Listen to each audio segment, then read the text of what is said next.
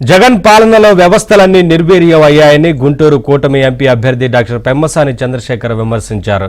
ఎన్నికల ప్రచారంలో భాగంగా తెనాలి కూటమి ఎమ్మెల్యే అభ్యర్థి నాదెండ్ల మనోహర్తో కలిసి ఆయన రోడ్ షో నిర్వహించారు. ఈ సందర్భంగా ప్రజలు అడుగడుగునా ఘన స్వాగతం పలికారు. జగన్ పాలన అంతమొందించాలని పెమ్మసాని చంద్రశేఖర్ ప్రజలను కోరారు. రాష్ట్ర అభివృద్ధి కోసం కూటమి అభ్యర్థులను గెలిపించాలన్నారు.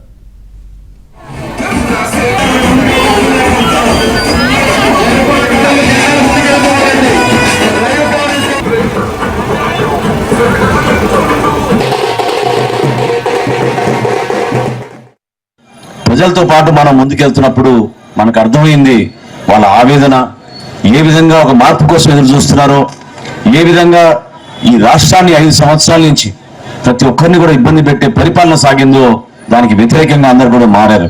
నేను మీకు మాట ఇస్తున్నా, ఈ రోజున విలువలతో కూడిన రాజకీయాలు చేస్తాం. మేమిద్దరం నిజాయితీగా నిలబడతాం.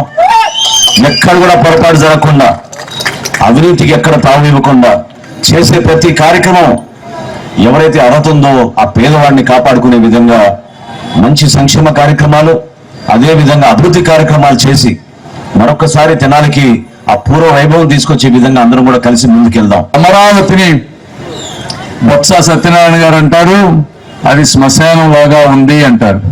మరి శ్మశానం లాగా ఉంటే మీరు పేదవాళ్ళకి అక్కడ పట్టాలు ఎందుకు ఇచ్చారు? ఆ రాజధానిని పూర్తిగా, అంటే మళ్ళీ చరిత్రలో పొరపాటును కూడా అది క్యాపిటల్ గా డెవలప్ అవ్వకుండా ఉండాలి అనే విధంగా తయారు చేసినటువంటి దుర్మార్గపు ముఖ్యమంత్రి ఈ జగన్మోహన్ రెడ్డి గారు. ఇప్పటి వరకు ఒక లెక్క, ఇక నుంచి ఇంకొక లెక్క ఉంటుంది. మనోహర్ గారు చెప్పినట్టు ఒళ్ళు దగ్గర పెట్టుకోండి.